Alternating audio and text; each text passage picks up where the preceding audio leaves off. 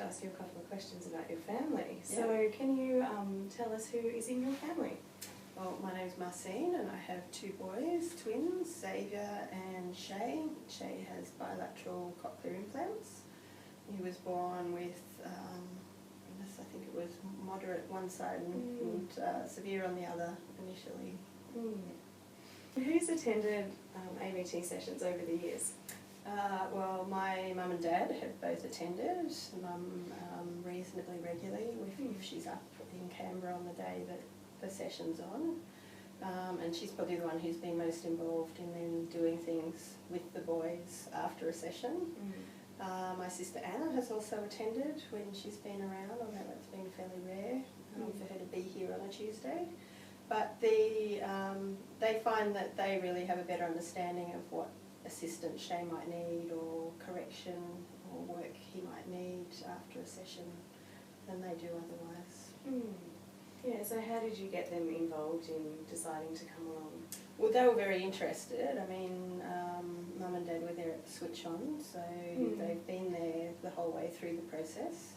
I think the only thing they've missed is the operation, actually. So, so that's all they've missed the whole way through.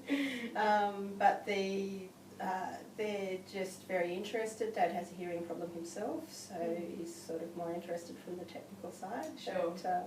But Mum is very keen to do what she can to assist with helping Shea to correct errors, I suppose, of knowing what to do in that situation.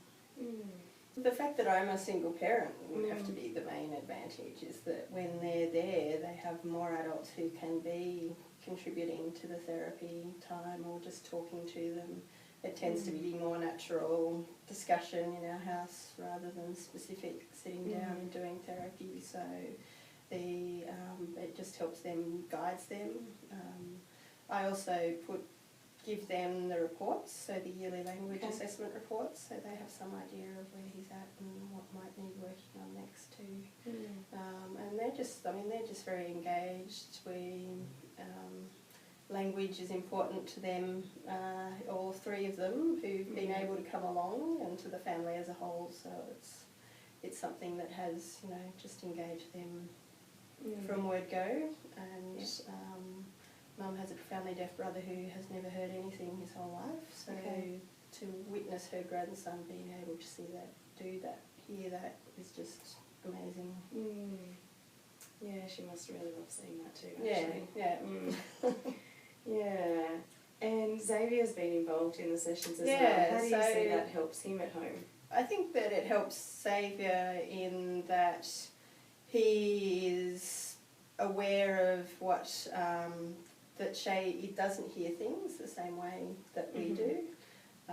He forgets sometimes, but he's learnt to deal with situations where Shea really isn't hearing, like in the bath and that sort of thing.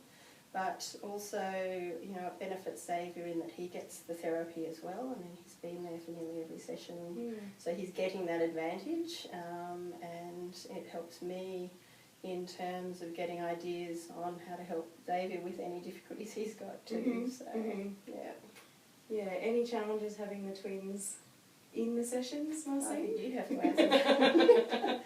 I don't know what your sessions with just one child are like. True, you've never seen it. I think each family are all different. My mother did comment recently that possibly you won't be losing your easiest therapy session when we leave at the end of the year. They're all very different, Marcy.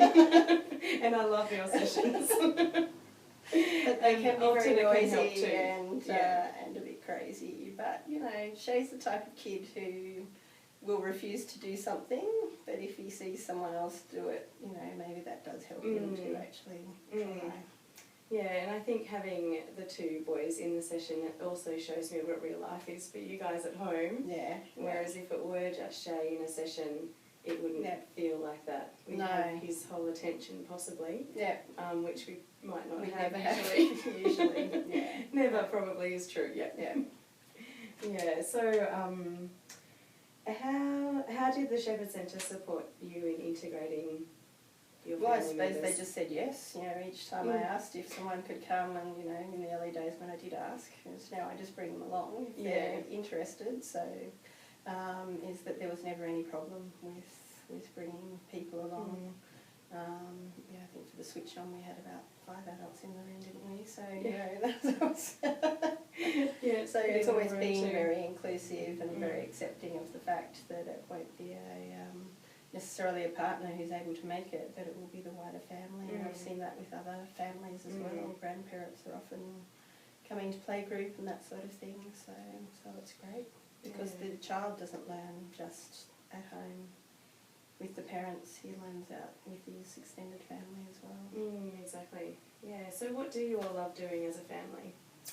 We love going to the beach, we love reading books.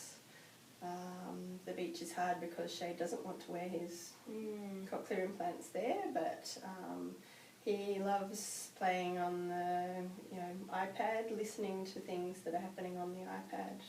So he loves, and he loves talking, and that wouldn't be possible without the cochlear implants. Yeah, it's pretty amazing seeing all the things that he loves to do. Yeah. And hearing all the things that you get up to on the weekend. So basically, he loves life for sure. He does. So and again, that's looking back at videos of him before he had the cochlear implants. It's really obvious now. How much of our lives he was missing out on before he had that. Now he's very much just part of your Definitely. family and your life. Definitely. Yeah. Thanks, Maxine. No worries.